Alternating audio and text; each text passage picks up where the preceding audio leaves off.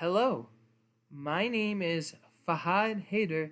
I am a part of the in-class group 3, and today we will be basing our presentation on the grand challenges in graphic design. Our presentation will consist of two of graphic design's grand challenges. I will start off with a little bit of the first challenge, and my other group members will continue off from me. The first grand challenge will be on AI in graphic design. This graphic grand design challenge was contributed by Rachel, me, and Lola. So, what is AI in graphic design and what makes it one of graphic design's grand challenges? So, AI is taking over jobs from graphic designers, and it does so by creating designs in seconds that only graphic designers were able to make previously. Many AI have a system where you can insert a prompt into it, and the AI can create a design based off that prompt in mere seconds. It can sometimes create multiple variations using just that one prompt. This creates a lack of creativity in new artwork since AI art can only be based off of something that is previously existing. AI art tends to search through pre-existing art through algorithms so that it can be able to base its creation off of art made by actual humans, and this can create issues with intellectual property for the original artists. How did we identify this challenge? This challenge was identified using research done by me, Rachel, and Lola. We discussed several challenges before settling on AI in graphic design, and we chose this challenge primarily because of the fact that AI in graphic design is a hot topic currently to this day. People on the internet have a fear that AI might take over jobs completely because of the fact that large corporations could see AI as a way to save costs and effort without having to pay actual humans for their graphic design work. This grand challenge in graphic design is so important because the knowledge and widespread use of artificial intelligence is growing as the years are going by. It's becoming more and more common to be used, and I've even noticed this through my 4 years at the University of Maryland, how much more common it is for people I know to be using it from my freshman year to my senior year now. AI is becoming more prominent in many fields of design, and as we've mentioned, this will come into conflict with the job security of graphic designers. So our biggest potential angle to tackle this problem is that graphic designers should learn how to use AI as a tool rather than letting it replace the human designer. AI can be a very helpful brainstorming tool, and graphic designers should use it to help inspire their new artwork. Designers can also use AI as a tool to check over their work for errors before giving it to a client. This would be errors like a color contrast issue or errors like a misspelled word. This would ensure that the client will receive the highest quality of work. So AI can be used as a tool rather than just replacing graphic designers. As described in previous slides, the development of generative AI surprisingly broke a lot of people's prediction that the jobs requiring creativity would be the last jobs to be taken over AI. Some of the well-known generative AI for graphic design includes Designs AI, Midjourney, Topaz Labs, Dall-E, Adobe Firefly, and many, many more. I'll introduce two of these generative AI, Dall-E and Midjourney. Dall-E is a neural network-based model developed by OpenAI that generates images from textual descriptions. It can create a wide range of images based on specific prompts, such as a panda wearing a cowboy hat, a cell phone with a butterfly pattern, and one example as shown on the slides, Potato King.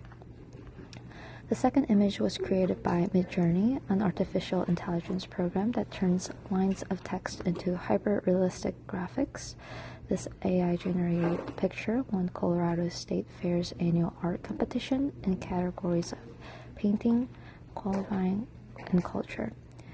AI has gone abroad and beyond graphic design, and it has also introduced itself to graphic motion.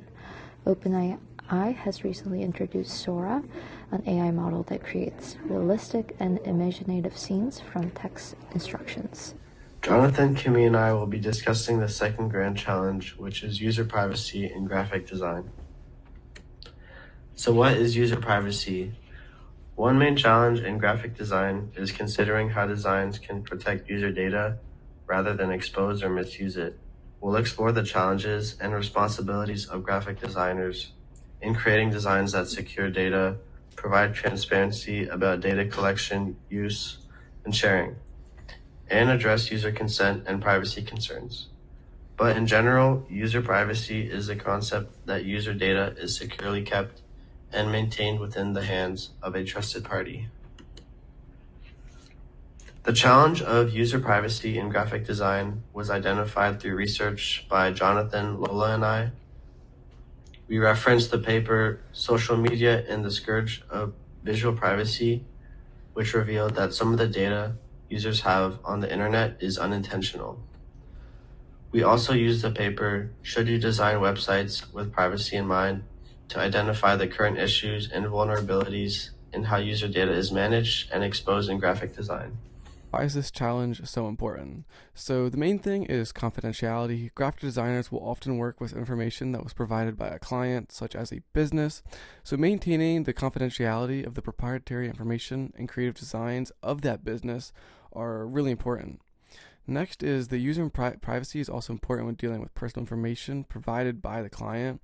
They have to comply with certain privacy regulations, such as the GDPR, which is for EU residents, HIPAA, which is for protected health information within the US, and PIPEDA, which is for Canadian residents. Lastly, maintaining user privacy demonstrates professionalism within your ethics. It shows you value the rights of your clients. Next, I'm going to go over potential angles to tackle. So graphic designers should focus on minimizing the collection of data to what is only necessary. That way they don't have as much data in the grand scope of things. Then you have to understand and respect the privacy expectations of different users. An example of this would be when you first go onto a website, you can choose what type of cookies you want the website to be able to track. Next is adopt a business model that does not depend on excessive data collection. That way, it's not a main part of what you have to focus on, and it's just in the back of your mind. Then lastly is communicate clearly about the privacy features of their product, helping to overcome user skepticism. Then I'm going to go over some real-world examples of companies that collect less and more user data. A company that collects less user data would be Dribbble. This is a platform that allows users to showcase designs they've created. They can show them off to potential clients so that they can hire them for work, but without the service actually collecting much information about them while using it. An example of a company that collects more user data would be Canva. This is one that a lot of college students have used before. So this is a website that allows anyone to create online posters and presentations easily, but behind the scenes they collect a large amount of data about users, such as their account information, such as like the email that they put in, their age, gender, or location, and browser cookies, which give a lot of subtle information on users, such as their browsing behavior. One possible solution to user privacy in graphic design would be to dispose of any physical or digital projects properly that may contain any of the user's graphic design work or important information. Doing so could prevent any unauthorized access, misuse, or leakage of the user's data. For physical materials, you can use shredders or erasers to destroy information that may not be needed anymore. Digitally, you could clear the browser history, cache, and cookies, and empty the recycle bin and trash folders.